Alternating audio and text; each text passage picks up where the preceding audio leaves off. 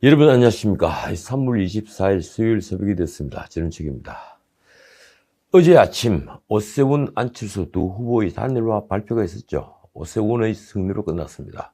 오세훈이 이겼다는 뉴스가 방송에 톱뉴스가 되는 걸 보니 여당의 단일화와는 달리 흥행은 제대로 된 셈입니다. 잠시 뒤에 살펴보겠습니다. 서울시장 야당 후보 단일화가 흥행이 됐다는 건 바꾸고 말하면 문 정부에 대한 실망이 커졌다는 것입니다. 흔히 민심 위반이라고 하죠. 문 정부 최대 실정은 무엇일까요? 무엇이 민심 위반을 불렀을까요? 재정이 붕괴됐다, 집값이 폭등했다, 빈부격차가 커졌다, 안보가 허약해졌다, 외교에 실패했다, 방역도 실패했다, LH 사건 같은 아주 부패한 사건도 터졌다. 이루 열갈 수 없을 정도로 총체적으로 실패한 정권입니다. 무엇보다도 사회의 큰 기둥인 공정성을 허물었습니다. 불의가 득세하고 정의가 위축됐습니다. 대신 편가르기로 계층 간, 지역 간, 세대 간의 갈등의 골이 깊어진 것은 실정의 효과입니다. 그래서 사람들은 말합니다. 경제 폭망, 안보 붕괴, 외교 실패 이런 표현을 쓰기도 합니다. 사실 이 모든 문제는 모두 연결되어 있습니다. 독립되어 있는 것이 아니라 한 줄에 다 꿰일 수 있는 겁니다. 제가 수차 말씀드린 대로 이념에 투철을 하지도 않은 겉멋이든 가짜 좌파들, 아마추어들이 이 실정을 불렸습니다. 그런데 이 모든 문제 중에서 대중을 가장 고통스럽게 하는 게 무엇일까요? 그건 일자리가 사라진 것입니다. 언론에서 고용붕괴니 고용절벽이라고 하는 실업사태가 일어난 것입니다. 문 대통령은 후보 시절부터 일자리 대통령을 자임했습니다. 취임 후 청와대 집무실에 일자리 상황판을 만들었죠. 그리고 일자리 수석이라는 자리도 만들었습니다. 경제 수석도 있고 사회 수석도 있고 정책 실장도 있는데, 그리고 대통령의 참모로 이 기재부 장관, 노동부 장관들이 있는데 왜 굳이 일자리 수석 비서관까지 만들었을까요? 그만큼 일자리 창출에 자신이 있었고 또 일자리 창출이 자신의 업적이 될 거라는 판단이 있었을 겁니다. 그런데 일자리 상황판은 TV 뉴스에 공개된 이후로 다시는 등장하지 않았습니다. 대신 문 정부는 통계청장을 경질하기까지 하면서 상황을 감추기에 바빴습니다. 일자리 창출은커녕 일자리가 속절없이 사라져간 때문입니다. 몇몇 친여 신문들과 그리고 방송들은 이런 대규모 실업 사태를 두고 코로나가 그 원인이라고 설명합니다. 과연 그런가요? 천만의 말씀입니다. 이제는 그 폐해를 다들 알겠지만 최저임금의 급격한 인상과 주 52시간제가 소상공인들과 자영업자들이 만들던 일자리부터 없앴습니다. 저소득층 일자리부터 붕괴된 거죠. 최저임금은 2018년 16.4% 그리고 2019년 10.9% 올랐습니다. 고용부담이 커진 소상공인은 물론 자영업자들이 일자리를 없앤 겁니다. 임금비를 감당할 수 없게 된 거죠. 직원이 근로시간을 줄이는 사업주도 크게 늘었습니다. 한 주에 15시간 미만 근로자는 주휴수당을 안 줘도 되기 때문입니다. 한편 좋은 일자리인 대기업 일자리도 늘지 않았습니다. 기업을 적대시하는 반기업 정서가 팽배하면서 늘어난 규제로 대기업도 일자리를 늘리지 못한 것입니다. 반면 높은 임금과 규제를 피해서 해외로 사업장을 이전하는 기업은 늘어났습니다. 이 정권 들어서 마지막까지 버티다가 해외로 빠져나간 일자리는 엄청납니다.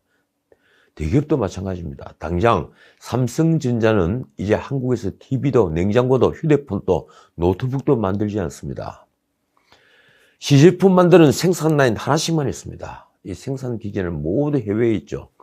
일자리가 많은 노동 친화적 사업인 조선 사업과 자동차는 위축됐습니다. 특히 자동차는 전기차 시대를 맞아 대규모 인력 조정을 앞두고 있습니다. 문제는 이런 사태가 충분히 예견되는데도 문 정부가 노동계획은커녕 오히려 민노총 등 강경노조와 보조를 맞춰왔다는 점입니다. 문 정부대로 고용을 망설일 이유는 더 늘어난 것입니다. OECD가 아니라 세계 최고의 노동 경직성으로 기업인 노동자에 대한 책임은 너무 커졌습니다. 한번 채용하면 해고를 할 방법이 없습니다. 게다가 노동 3법, 기업 규제 3법, 중대재해법은 일자리를 만들 엄두를 내지 못하게 했습니다. 여간 100%는 사람을 뽑고 사업을 확장하는 일은 정말이지 생각조차 하기 힘든 상황이 된 것입니다. 이런 판에 코로나까지 겹쳤으니 어찌 일자리가 줄지 않겠습니까? 문 정부 초기엔 30, 40대 제조업 일자리가 사라지기 시작했는데 이제는 20대와 30대 청년 일자리가 질병입니다. 채용 계획이 없거나 세우지 못한 대기업이 대부분입니다.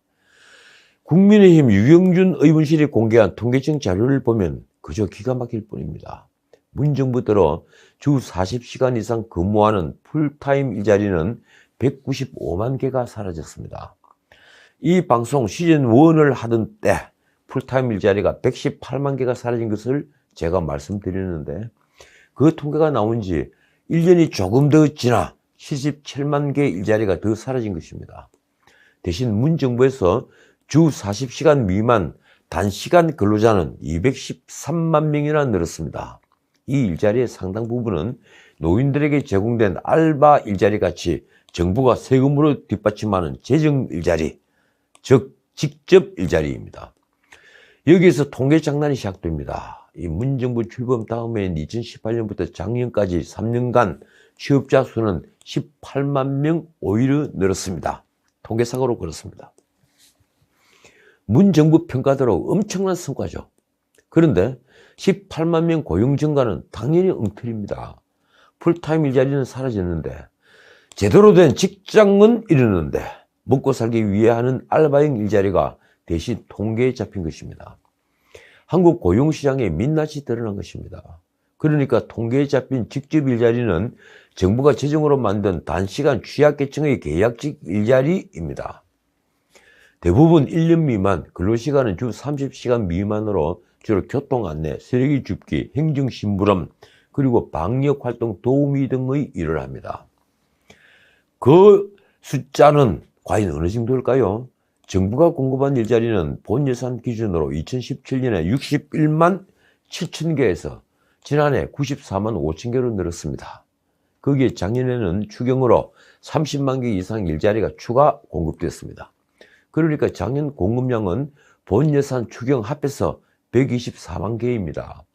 이 세금 일자리에다 각종 연금, 수당 등 정부가 주는 돈인 이전 소득으로 저소득층의 생계를 유지했던 것입니다. 그러다가 실상이 드러난 게 지난 1월이죠. 정부가 작년 3조 원을 쏟아부어 만들었던 알바 일자리가 사업기간이 작년 말 끝나면서 잠깐 세금 알바를 만들지 못한 기간에 고용 통계가 처참한 민낯을 드러낸 것입니다. 느닷없이 일자리 95만 개가 사라진 것이죠. 그제야 문 대통령은 외환위기 이후 최악의 고용위기라며 고용참사를 인정했습니다. 사실은 그 고용위기는 오래전에 온 것인데 말입니다. 자, 문제는 청년 일자리입니다. 제가 이 방송에서 몇 차례 말씀드렸지만 지금 청년 실업률은 통계 분식이 아니라면 엄청날 것입니다. 그러니까 통계청 자료에 나오는 9%, 10%가 문제가 아니라는 겁니다. 통계에서 빠지는 쉬었다는 응답이나 할 수 없이 대학원에 지나간 경우와 취업으로 잡힌 무급휴직, 일자리가 없어 가업에 종사하는 경우까지 포함한다면 작년 말 체감 실업률인 27.2%를 훨씬 넘는 숫자가 나올 것입니다. 그런데도 정부는 추경 예산안을 발표하며 청년 일자리를 창출하겠다고 합니다. 그런데 실제 정부가 추경으로 만드는 일자리 셋 중에 둘은 시급 8,720원의 최저임금만 주거나 그 최저시급도 못 주는 일자리이며 그 중에 95%는 근무기간이 6개월 이하인 단기 일자리입니다. 사정이 이른데도 지난 3월 2일 4차 재난지원금을 한다며 19조 5천억 원 추경 예산안을 발표했을 때 홍남기 장관이 했던 말은 이렇습니다. 청년, 여성, 중, 장년층 등 3대 계층이 선호하고 현장 수요가 큰 맞춤형 일자리를 제공하겠다. 그 맞춤형 일자리보다 제대로 돈도 주고 제대로 일도 하는 일자리가 필요하겠죠. 어떻든 문 정부가 세금으로 올해 늘리는 일자리는 100만 개를 넘습니다. 이 언론 표현을 빌리자면 과거 정부의 직접 일자리 사업은 노인 등 저소득층에 대한 복지 성격이었는데 이제는 일자리 숫자를 채우는 도구가 된 것입니다. 조선일보 사설도 이 점을 꼬집고 있습니다. 이 진짜 일자리는 대량으로 사라지는데 고용이 늘었다고 하면 국민을 속이는 것이다. 그렇죠. 국민을 속이는 일입니다. 사설은 단순 업무를 월 평균 30시간 가량 하면 한 달에 27만 원 가량을 손에 쥐어주는 노인용 세금 알바로 일자리 수치를 올리는 데만 골몰하고 있다며 정부를 질타합니다. 어쨌든 문 정부는 세금 알바를 만드는 일을 계속할 것입니다. 이 재정으로 벌이는 그런 눈속임조차 없으면 권력의 붕괴는 가속화될 게 불보듯 뻔하기 때문입니다. 자, 여기에 이 나라 자유주의 세력이, 제 같은 세력이 권토중리할 길이 있습니다. 제가 염려하는 것은 차기를 꿈꾸는 주자들이 문정부 실정의 반사 이익만 노리고 있다는 것입니다. 무조건 바꾸겠다는 것은 이제 더 이상 통하지 않습니다. 나는 문정부와는 다르다는 말도 먹히지 않습니다. 그런 말보다 대선 전에 문정부가 부릴 달콤한 시혜들, 예컨대 지난 총선 전에 돌봄수당을 뿌리고 전 국민에게 재난지원금을 준다고 했던 금권 정치가 훨씬 더 위력적일 테니 말입니다. 그래서 일자리를 마련할 구체적인 아이디어가 제시되어야 합니다. 대선 때문에 늘 하는 일자리를 몇백만 개 만든다는 허황된 공약이나 나는 일자리 대통령이 될 수 있다, 일자리 대통령이 되겠다는 거짓 약속은 더 이상 대중에게 통하지 않는다는 걸 알아야 합니다. 이 점을 간과하면 정권을 되찾아오기는 불가능해집니다. 자, 오세훈이 어제 오전 공개된 단일화 여론조사에서 안철수를 이겼습니다. 이로써 15일 뒤에 치러지는 보궐선거에서 민주당 박영선과 오세훈 간의 1대1 구도가 형성됐습니다. 여론조사는 한국리서치와 글로벌리서치 등 두 곳에서 3,200명을 대상으로 20일 하루 동안 100% 무선 전화 방식으로 실시한 조사를 합산한 결과입니다. 한쪽은 적합도 조사, 다른 쪽은 경쟁력 조사를 해서 합산했다고 합니다. 여론조사 결과는 공직선거법 규정에 따라 공개되지 않았습니다. 이 국민의힘 김종인 위원장은 승리에 도취됐는지 이런 말을 했습니다. 제가 누누이 강조했지만 우리 제1야당의 오세훈 후보로 단일화된다는 것은 처음부터 상식이라 생각했다. 불필요한 말일수록 상처가 되기 쉽습니다. 말을 가려할 줄 알 나이인데 말입니다. 왜 오세훈 후보가 되는 게 상식입니까? 그가 각종 여론조사 결과를 제가 다 분석했다며 한 말은 더 놀랍습니다. 박영선, 나경원, 안철수, 오세훈 이 후보들 여론조사 결과를 분석해 보면 결국 안 후보는 항상 3등으로 처져 있었다. 이번 조사에서도 그대로 반영됐다. 굳이 이런 말까지 해서 단일화의 효과를 깎아 먹어야 하는 것인가요? 그는 오세훈의 승리에 자신이 큰 공헌을 한 것으로 여기는 모양입니다. 오세훈 후보가 단일 후보가 돼서 내가 국민의힘에 와서 한 90%를 다 했다고 생각한다. 그는 나머지 10%로 오 후보를 시장에 당선시키면 국민의힘에서 할 수 있는 것을 다 한 것 아닌가 생각한다고도 했습니다. 참 대단한 자화자찬입니다. 하긴 그는 안철수를 깎아내리는 데는 지대한 공헌을 한 셈이 됐습니다. 어떻든 오세훈은 정치적 재기를 할 발판을 굳혔습니다. 10년 만의 재기입니다. 게다가 선거를 불과 2주 앞두고 있으니 컨벤션 효과도 제대로 볼 것 같습니다. 중요한 것은 투표율입니다. 보궐선거 투표율은 잘해도 30% 내외인데 이번 선거에서 투표율은 아주 중요합니다. 특히 방역 문제로 투표를 하러 가는 일은 많은 사람에게 귀찮은 일이 되었습니다. 그래서 투표율이 저조하다면 여당의 조직표에 뜻밖의 역전을 허용할 수도 있습니다. 바꿔 말하면 문 정부의 그간 실정에 대한 반사적 이익을 기대하는 것만으로는 자칫 예상과는 다른 결과가 나올 수 있다는 것입니다. 그래서 투표율을 제고하는 일은 두 사람이 단일화 이후 오세훈에게 주어진 숙제입니다. 우리 모두에게 주어진 것이죠. 특히 안철수를 지지하는 사람들을 투표장으로 가게 하는 무언가의 동인이 있어야겠죠. 언론은 오세훈이 첫날부터 능숙하게 일할 수 있는 후보라며 차별성을 내세운 걸 승인으로 꼽았습니다.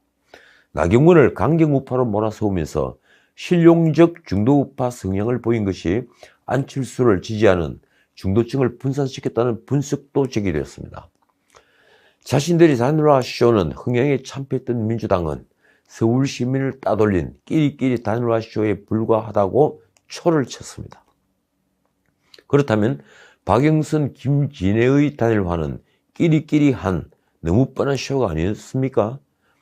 강선우, 박영선 캠프 대변인이 말이 이렇습니다. 사태왕 대 칠수왕의 대결에서 사태왕으로 단일화가 이루어졌다. 이런 식의 저급한 논평은 자신들이 수준만 드러내는 것입니다. 자, 오늘은 여기까지입니다. 김학의 전 법무차관 불법 출국금지 관련 수사 외압의혹의 핵심 피의자인 이승윤 서울중앙지검장이 검찰이 4차 소환 통보에 불응했습니다. 검찰이 강제수사를 위법하다는 취지의 불출석 사유서를 검찰 수사팀에 제출했다고 합니다. 사건을 공수처로 다시 이첩해야 한다는 것이죠.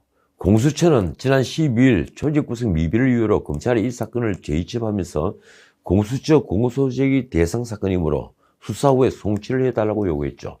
14일에는 수사 부분만 이첩한 것으로 공소 부분은 여전히 공수처 관할 아래에 있다는 입장문을 냈습니다. 수사는 하고 다시 돌려달라. 그러면 기소할지 여부는 우리가 결정하겠다. 이런 얘기죠. 그러자 이정섭 수원지검 형사사무장은 해교의 망측한 논리라고 정면으로 반박했습니다. 자, 이러자 법조계에서는 이승윤이 계속 검찰 조사에 불응할 경우에 체포영장을 받아 강제수사를 개시하거나 이승윤에 대한 대민조사 없이 직접 기소할 가능성도 제기되었습니다.